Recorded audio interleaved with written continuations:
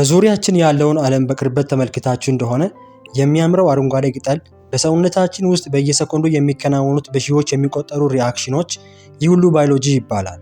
ባዮሎጂን ማጥናት ማለት መሸምደድ ሳይሆን የህይወትን ኮድ መፈለግ ነው። ዛሬ በሃርቫርድ እና በኦክስፎርድ ተማሪዎች ዘንድ ተመራጭ የሆኑ 9 የባዮሎጂ አጥናን ስልቶችን በምሳሌ አስደግፌ አሳያችኋለሁ። እነዚህን ዘዴዎች ከተከተላችሁ ባዮሎጂ ከባድ ትምህርት መሆኑ ቀርቶ የምትወዱት የትርፍ ጊዜ ማሳለፊያችሁ ይሆናል። እስከ ቪዲዮ መጨረሻ አብሮኝ ለሚሆን ለባዮሎጂ ብቻ ሳይሆን ለሁሉም ሳብጀክት የሚሰራ እና እኔም ተጠቅሜው የረዳኝን ቦነስ ቲፕ ፕራክቲካሊ አሳያችኋለሁ። የመጀመሪያው ዘዴ በምስል መረዳት ወይም ቪዥዋል ስቶሪ ቴሊንግ ይባላል። ባዮሎጂ የሚታይ ሳይንስ ነው። ምስሎችን መሳላችሁ ግማሽ ውጤት እንዳገኛችሁ ይቆጠራል። ለምሳሌ ስለ ዘ ሁማን ሄርት እያጠናችሁ ከሆነ ስለ ደም ዝውውር ዝም ብላችሁ አታንብቡ። አንድ የደም ጠብታ በልብ ውስጥ ስታልፍ የምታደርገውን ጉዞ ሳሉ። ከራይት አትሪየም ወደ ሌፍት ቬንትሪክል ስትሄድ በቀለም እርሳስ መስመሩን አስምሩ። ስዕሉን ስትስሉ ክፍሎቹን ብቻ ሳይሆን ስራቸውን፣ ለምሳሌ ቫልቭስ ደም ወደ ኋላ እንዳይመለስ ይከላከላሉ እያላችሁ ጻፉ። በፈተና ወቅት አእምሯችሁ ጽሑፉን ሳይሆን የሳላችሁትን ምስል ነው ስካን የሚያደርገው። ስለዚህ በተቻላችሁ አቅም መጽሐፍት ውስጥ ያሉትንም ሆነ ጎግል ሰርች አድርጋችሁ በስዕል ተረዱ። ሁለተኛው ዘዴ አእምሮን መፈተን ይባላል። ብዙዎቻችሁ የምታደርጉት ስህተት መጽሐፉን ደጋግሞ ማንበብ ነው። ይህ አእምሯችሁ ነገሩን እንደሚያውቀው እንዲያስብ ያታልለዋል። ለምሳሌ ስለ ሴል መምብሬን እያጠናችሁ ነው እንበል። ካነበባችሁ በኋላ መጽሐፉን ዝጉት። ከዚያም የሴል መምብሬን ዋና ተግባራት ምንድናቸው ብላችሁ ራሳችሁን ጠይቁ። መልሱን በወረቀት ላይ ለማስፈር ሞክሩ። ሴሌክቲቭ ፕሪሜቢሊቲ የሚለውን ቃል ካላስታውሳችሁ አእምሯችሁ የት ጋር ክፍተት እንዳለበት አወቀ ማለት ነው። ያነ ብቻ መጽሐፉን ከፍታችሁ ያችን የረሳችኋትን ነጥብ እዩ።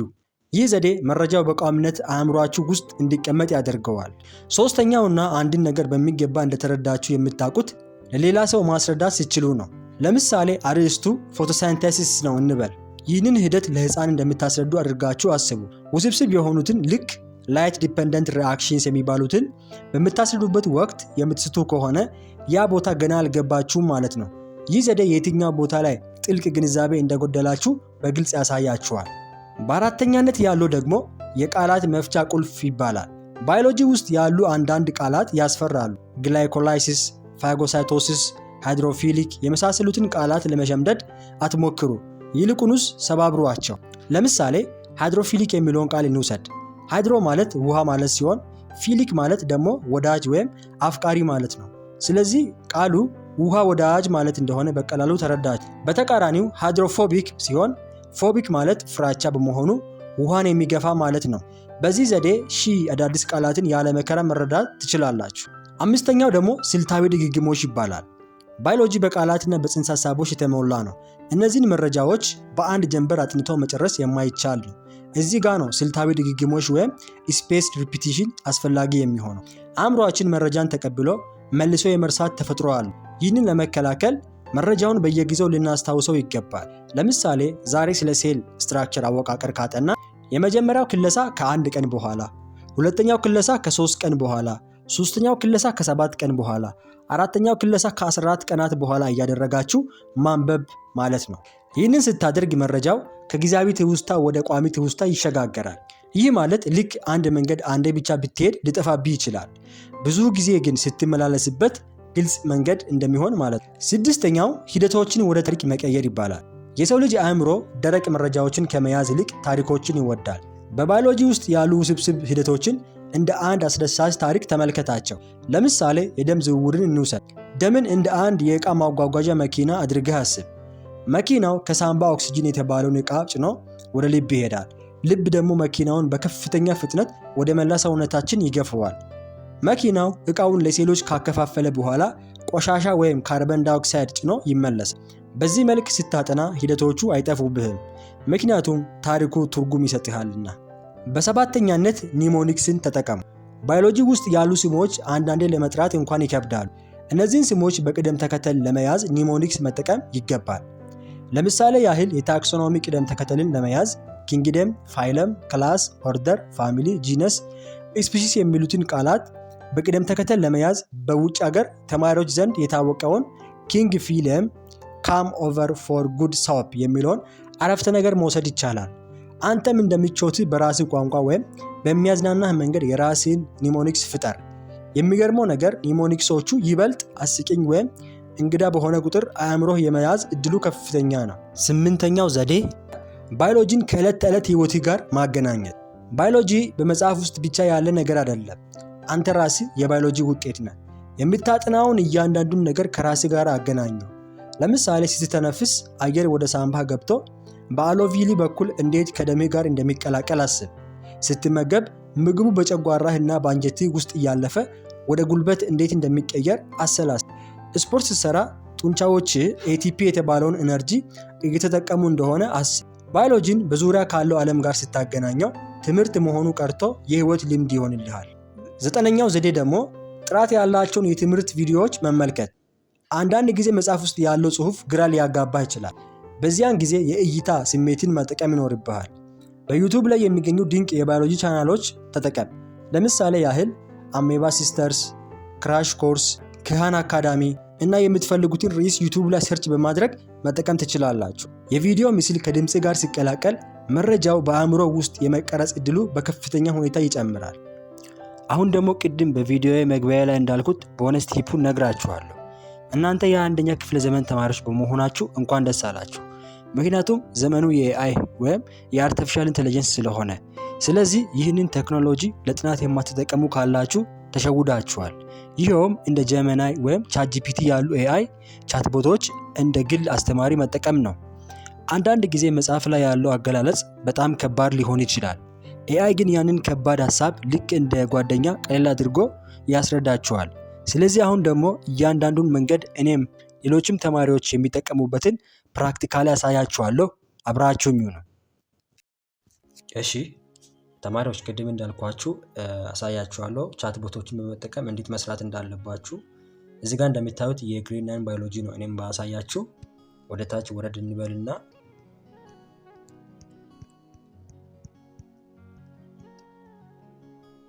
ኦኬ እዚህ መተን አሁን 1.1 ላይ ዲፊኒሽን ኦፍ ባዮሎጂ ይላል። መጀመሪያ ፒዲኤፍ ሪደር አፕሊኬሽን ሊኖራችሁ ይገባል። ሶ እዚህ ጋር መተን ለምሳሌ አሁን እኛ የምንፈልገው ከዲፊኒሽን ኦፍ ባዮሎጂ 1.1 ብቻ ነው። ለምሳሌ 1.2 እስከዚህ መውሰድ እንችላለን። ግን እኔ ለምሳሌ ያክል ያው በብዛት ኮፒ ካደረግን እንትን አድርጎ አያሳየንም በትክክል። ሶ እኛ ቢያንስ 1.1 1.2 ድረስ ብናደርግ ችግር የለውም። ግን እኔ ጀስት ለማስረዳት ስለሆነ 1.1 ያለውን ብቻ እዚህ መተን ጫን እናደርጋለን ስክሪኗ ላይ። ሶ እዚህ መታችሁ ስክሪኑ ላይ እንዲህ ጫን ስታደርጉ ሰሌክት አድርጉ የሚለውን ያመጣላችሁ። እንዲህ አድርገን ወደ ታች ሰሌክት እናደርጋለን። እንደዚህ ሰሌክት። ኮፒ የሚለውን ይሄንን ትነካላችሁ። ኮፒ አድርገናል። አሁን ከዚህ ወተን ወደ ቻትጂፒቲ እንሄዳለን ማለት ነው። እዚህ ቻትጂፒቲ ውስጥ አሁን እንደዚህ ብለን እንጠይቀው explain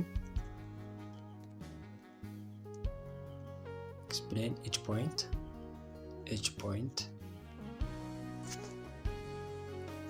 clearly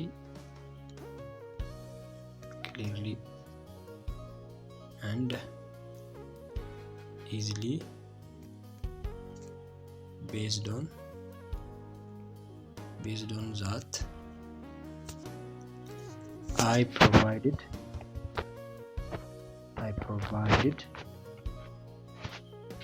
ኖት። እንደዚህ ብለን መጠየቃችን ለምን ይጠቅማል? በሰጠነው ኖት ላይ ብቻ ቤዝድ ሆኖ ነው የሚያወጣልን።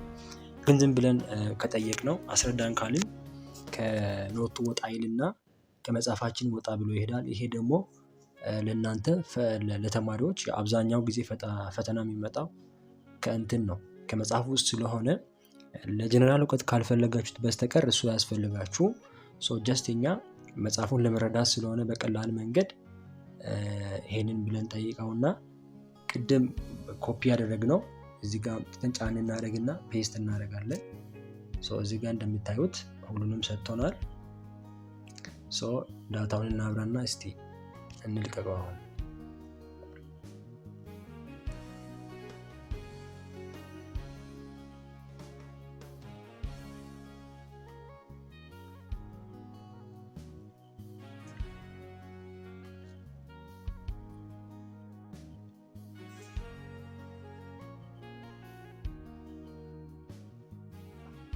ታዩት በብቻ ሀሳቡ በሚል ኖት የሚያል በጣም እንደዛ ያደረጋችሁ ቅድም ባልኳችሁ መሰረት ኮፒ ፔስት እያደረጋችሁ ለሙሉ መጻፉ ያው በቀላሉ እንዲያስረዳችሁ በመደጋገም እንደዚህ መራት ትችላላችሁ። ከዛ ደግሞ ከዚህ ወጣ ብለን አሁን ይሄ አሪፍ ኖት ነው ያወጣልን። ከዚህ ኖት ላይ ብቻ ጥያቄ እንዲጠይቀንም ማድረግ እንችላለን። እዚህ ጋር ሪፕሌው ጋር እንመጣና ask me 20 multiple questions based on the above note with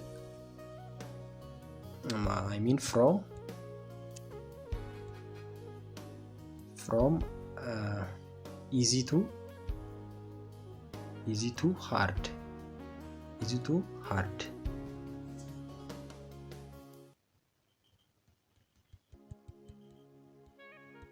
hard.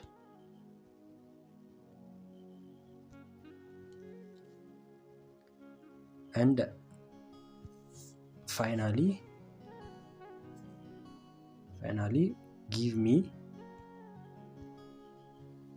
their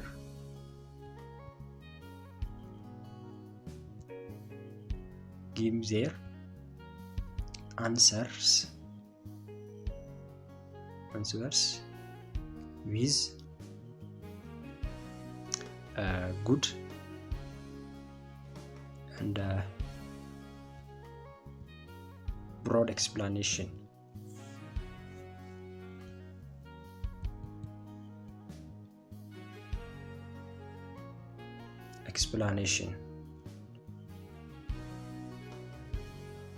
በዚህ ጋር ask me 20 multiple question ብያለሁ። ካስፈለገ fill in the blank ጥያቄዎችን true false ጥያቄዎችን ያላችሁ የቀያየራችሁ መጠየቅ ትችላላችሁ። እና እስቲ እንልቀቀው አሁን። እዚህ ጋር እንደምታዩት ይሄው ከ1 እስከ 7 ያሉትን ዲፋይን አድርጎ ሰጠኝ። ጥያቄዎቹን ሰጠኝ። ለምሳሌ ባዮሎጂ ሳይንቲፊክ ስቴዲ ኦፍ ዳሽ ያው ቢ ነው መልሱን። እንግዲህ ላይፍ ኤንድ ሊቪንግ ቲንግስ ይሆናል። እዚህ ደግሞ ኦል ሊቪንግ ቲንግስ አር ሜድ አፕ ኦፍ ያው ሴልስ ነው። ወዲያ ቅድም ደግሞ ምንድነው የጠየቅነው አብረን ኤክስፕላኔሽኖቹን አንሰሮቹን ከስረደን ነው እስቲ አሁን እዚህ ጋር እንደምታዩት ያው የመጀመሪያ ቢ ነው። ከነ ኤክስፕላኔሽኑ ጭምር ባዮሎጂ ስቴዲስ ላይፍ ፕላንት አኒማል ሁማን ባክቴሪያ ምናምን እያለ ዲፋይን ሰጥቶናል። እዚህ ጋርም ደግሞ እንደዛ ያደረገ ለሁሉም እንትን ዲፊኒሽን እየሰጠ ነው የሚሄደው። እንደዛ ያደረጋችሁ መጠየቅ ትችላላችሁ። ሌላው ደግሞ ለትንሽ እንግሊዝኛ ለሚከብዳችሁ ተማሪዎች ጀሚናይን መጠቀም ትችላላችሁ። እሱ አሪፍ ነው በአማርኛ ከቻትጂፒቲ በጣም የተሻለ ስለሆነ ጀሚናይን መጠየቅ ትችላላችሁ በአማርኛ ማለት ነው። እንደዚህ ያደረጋችሁ መጠቀም ትችላላችሁ። በሌላ ደግሞ እዚህ ጋር ቅድም እኔ የጠየኳቸውን ፕሮምፕቶች ከፈለጋችሁ ዩቲዩብ ቻናል ላይ ከቪዲዮ ስር ኮሜንት ቦክስ ውስጥ ታገኛላችሁ። ሁለቱንም ጥያቄ የሚጠይቁበትንም ኤክስፕሌነር ብላችሁ የምታዙበትንም ሁለቱንም እንትን ዩቲዩብ ቻናል ላይ ለቃለሁ ኮሜንት ውስጥ። ከዛ እየወሰዳችሁ ኮፒ እያደረጋችሁ መጠቀም ትችላላችሁ። በተረፈ ደግሞ በዚህ ዙሪያ በሰፊ እንድሰራላችሁ ከፈለጋችሁ ኮሜንት ላይ አሳውቁን። ቻናሉ ቪዲዮ ከተመቻችሁ ኮሜንት ማድረጋችሁን አትርሱ፣ ላይክ አድርጉ፣ ሰብስክራይብ ማድረግ እንዳይረሳ እላለሁ። ስለተከታተላችሁ አመሰግናለሁ።